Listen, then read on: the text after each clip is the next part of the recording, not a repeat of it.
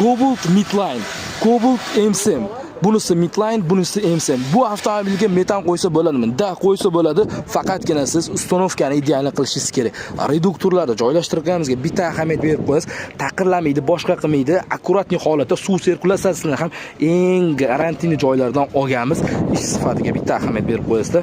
Ya'ni Basico 24x4 mikalardan foydalanganmiz. Chotki qilib joylashtirganmiz va italyanska original o'xshashi bo'lmagan farsunkalar va spetsial biz Porsche'ga yaqinlashtirish uchun kollektor tayin etishamiz. Shu holatda mashina yurishi ideal bo'ladi. Va X original reduktor, buni ham poddelka varianti bor.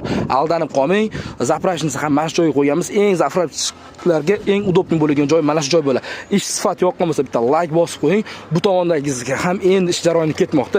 Kimgadir mana shu ustanovkalar narx-navoz qiziq bo'lsa, Sirdaryo metangizga obuna bo'lgan bo'lsangiz, super mega chegirma narxida, aytgancha 100 ming so'm pul bilan bu avtomobilda 250 dan 300 prava yurib o'tishingiz mumkin, ya'ni metanda.